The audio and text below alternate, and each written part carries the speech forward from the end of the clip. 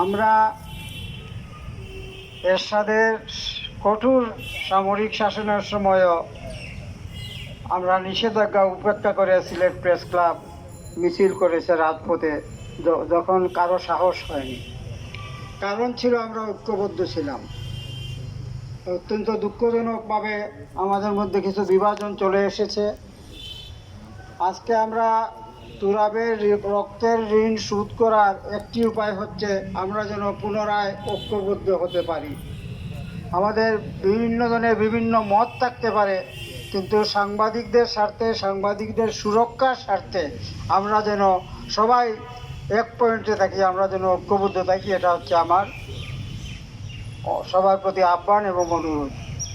কারণ ভবিষ্যতে যে আরও খারাপ দিন আসবে না সেটা আমরা মনে করি না। ইতিমধ্যেই আমরা বিভিন্ন প্রতিকূলতা অতিক্রম করছি এবং সেই প্রতিকূলতাকে ডিঙ্গাতে হলে ঐক্যের কোনো বিকল্প নেই, সেটা সবাইকে মনে রাখতে হবে। তুরাবের বিচারের ব্যাপারে দীর্ঘসূত্রিতা হচ্ছে, কিন্তু বাংলাদেশের প্রেক্ষাপট বিবেচনা করলে সেটাকে এখন পর্যন্ত দীর্ঘসূত্রিতা বলা যাবে না। যদিও স্বাভাবিকভাবে আমাদের মধ্যে কষ্ট আসে, আমরা আশা করি। তো আমরা গতদিন আপনারা দেখেছেন বা জানেন যে বিয়ানীবাজারের তুরাব চত্বরের উদ্বোধন অনুষ্ঠানে বিভাগীয় কমিশনার আমাদের আশ্বস্ত করেছেন যে আগামী 21 জুলাই স্বরাষ্ট্র মন্ত্রণালয়ে তুরাবের দ্রুত বিচারের জন্য তিনি একটি বৈঠক করবেন এবং আমরা আশাবাদী এর একটা ফলাফল আমরা পাব।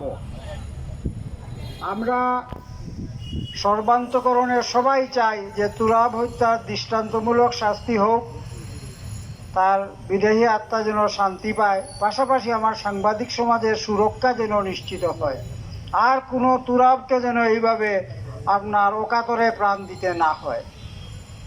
এবং সেটা নিশ্চিত করতে হলে আমাদের সব সময় ঐক্যবদ্ধ থাকতে হবে। আমি আমার বক্তব্য দীর্ঘায়িত করব না, বৃষ্টিরও আভাস দেখা যাচ্ছে। আমরা আজকে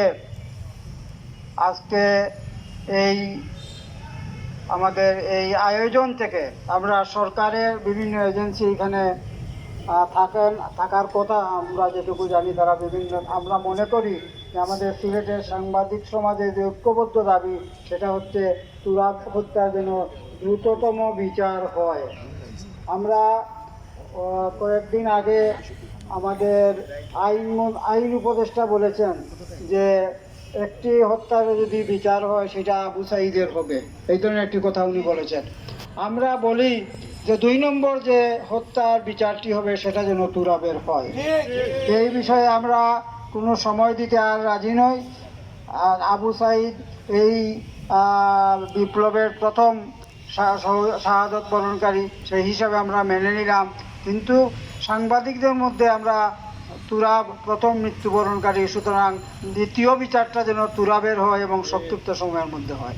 আমরা আজকের এই তুরাবকে নিয়ে এই আয়োজনের জন্য ফটো জার্নালিস্ট অ্যাসোসিয়েশন সহ আমার সকল সহকর্মীদের ধন্যবাদ জানাই। আমরা দৈনিক জালালাবাদের পক্ষ থেকে এই 4টার সময় আর একটি ক্ষুদ্র আয়োজন করেছি, শুধু আমাদের সহকর্মীদের নিয়ে। আমাদের সব সাংবাদিক সেখানে উপস্থিত থাকবেন। আমরা সবার কাছে মেসেজ পাঠিয়েছি, যদি কেউ না পেয়ে থাকেন আমরা আন্তরিকভাবে ক্ষমা প্রার্থী। আমি দাওয়াত দিচ্ছি সবাই যেন আমাদের এই আয়োজনে সামিল হন। আসসালামু আলাইকুম। সবাইকে অশেষ ধন্যবাদ। আজকের সবার কার্যক্রম এখানে সমাপ্ত ঘোষণা করা হলো।